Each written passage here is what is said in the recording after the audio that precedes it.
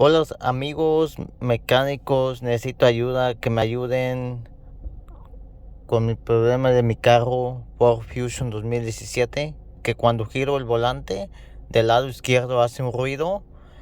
Ya lo llevé con varios mecánicos y me dicen que es muy difícil encontrar el problema.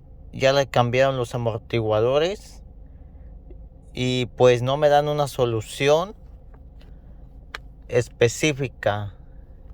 A ver si alcanza a escuchar. Voy a girar.